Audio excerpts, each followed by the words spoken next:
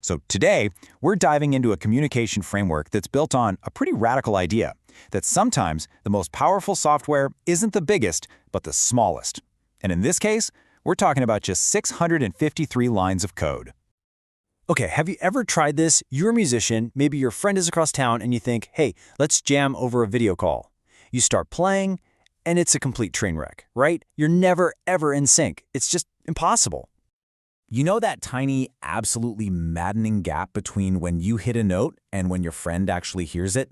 Yeah, that's latency. It's the ghost in the machine for any kind of real-time collaboration, and it is the exact problem that we're going to tackle today.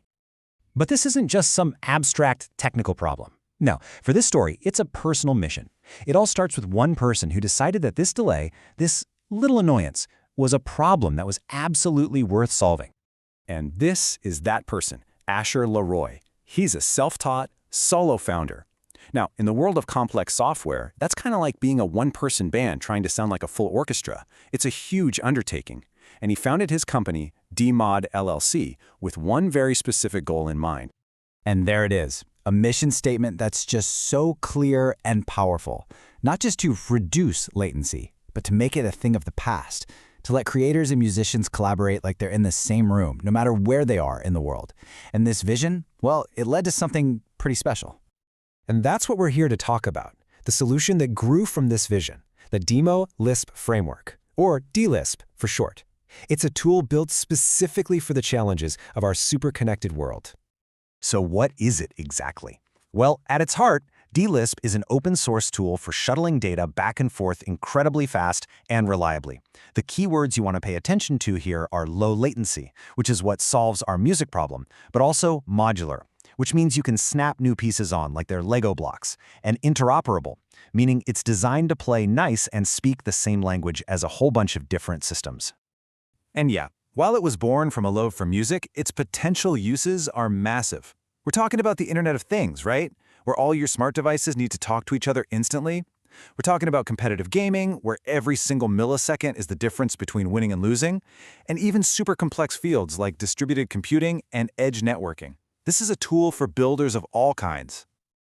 Okay, now we get to the part of the story that is genuinely, truly mind-blowing. The thing that makes this framework so incredibly different.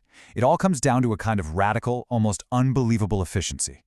I want you to just take a guess. Seriously, how many lines of code do you think it would take to build a system that can do everything we just talked about? A tool that's ready for professional use in gaming and IoT, you name it. What are you thinking? Tens of thousands? Maybe hundreds of thousands?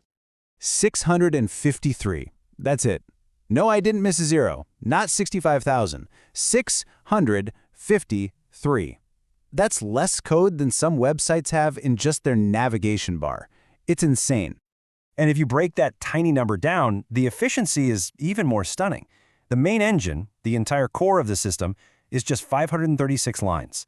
And all the plugins, the pieces that let it talk to all those different systems, a measly 117 lines, combined. This is what extreme minimalism looks like in action. And this, right here, just shows you the difference. A typical framework that does comparable work can easily run into thousands or even tens of thousands of lines of code. DLisp gets the job done with a tiny fraction of that. So the really crucial point here isn't just that it's small, it's that it is incredibly powerful despite being so small. So that leads us to the next obvious question, right? What can you actually do with just 653 lines? What kind of power and possibility does that really unlock? Turns out, a surprising amount. It's got a self-healing peer-to-peer network. Think of it like a smart GPS for your data. If one road gets blocked, it just automatically finds the next best route. It has that modular plugin system, which is kind of like an app store for connectivity, letting you add new features on the fly. It even uses AI to keep the network running smoothly and has tools for monitoring the whole thing. All of that is packed into this tiny code base. And it's not just powerful, it's actually easy to use.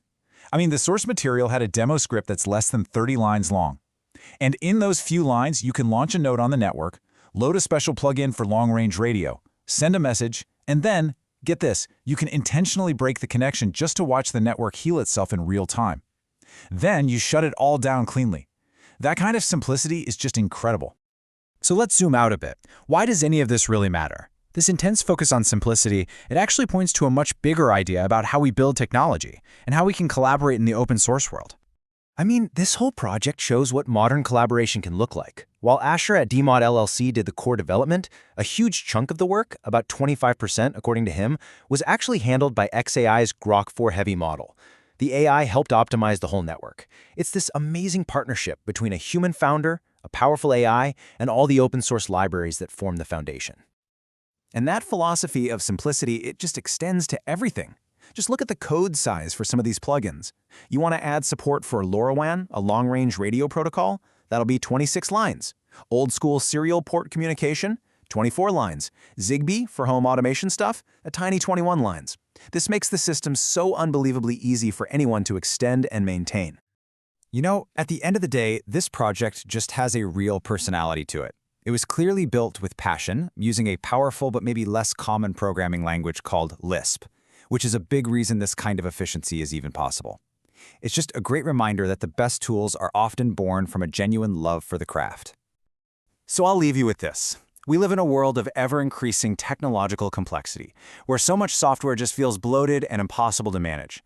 DMod Lisp is this fascinating, powerful argument in the exact opposite direction. And it really makes you wonder, what other massive problems could we solve if we weren't afraid to start small? What else can we build when we decide to start with simplicity first?